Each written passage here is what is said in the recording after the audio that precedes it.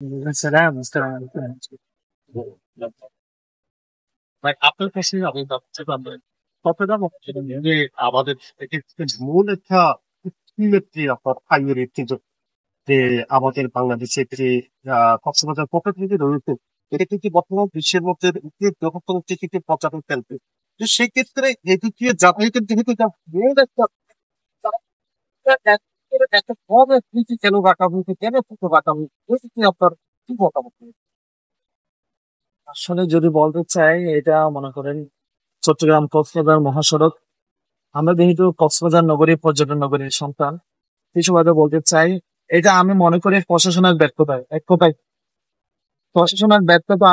এছাড়া আমরা দেখতে পাচ্ছি আমাদের আশেপাশে রেলওয়ে হয়েছে, কিন্তু আসলে রেলওয়ের ক্ষেত্রে আমাদের এটাই ছিল এটা দিয়ে আমাদের মানুষ, সাধারণ মানুষের যাতায়াতের বেশি ব্যবস্থা হয়। যারা মনে করেন এমপি মন্ত্রী আছে এরা তো আকাশ পথে যায়, বিমানে যায়, হেলিকপ্টারে যায়, কিন্তু আমাদের মতো সাধারণ মানুষ যারা আছি, আপনি শ্রমিক থেকে শুরু করে একদম সাধারণ জেনারেল পর্যন্ত যাদেরকে মনে করেন এই পথ দিয়ে যাতায়াত হয়, কিন্তু তারা এতদিন পর্যন্ত এটা নিয়ে মাথা ব্যথা করে নাই। সর্বশেষ যখন মানুষের ঈদের পর দিন থেকে প্রায় 17-18 হাজার প্রাণ যখন মানুষ এখানে এই স্থানের মধ্যে মৃত্যুবরণ করেছে, তখন প্রশাসনের নজর হচ্ছে এবং দ্রুত তাদের কাজ দেখতে পাচ্ছি। আমি মনে করি এই কাজে তাদের সম্পূর্ণ হবে না, এখানে তারাও সফলতা পাবে না। যদি এই মৃত্যু এটা তারা যদি আগাতে চায়, তারা যদি বন্ধ করতে চায়, আমি মনে করি একটা বিকল্প দেখি, অন্তত 6 লানের আমাদের একটা যে রাস্তা, যেটা যাতায়াতের ব্যবস্থা, যোগাযোগ ব্যবস্থা, সেটা তাদের করে দিতে হবে। এ নিয়ে সাধারণ মানুষের স্বস্তি পাবে, আমি আশাবাদী।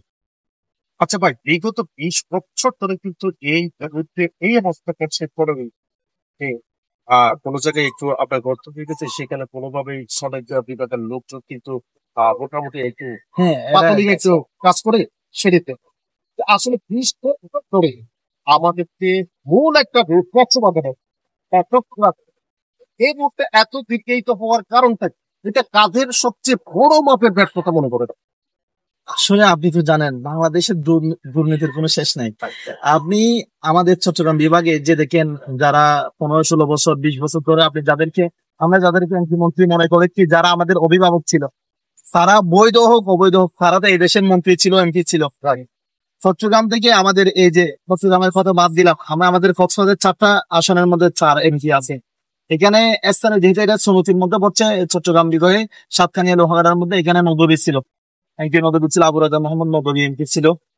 তার পূর্বে যারা ছিল তারা যদি একটু চেষ্টা করতো, আমি মনে করি এই রাস্তা এতদিন পর্যন্ত অবস্থা থাকতো না।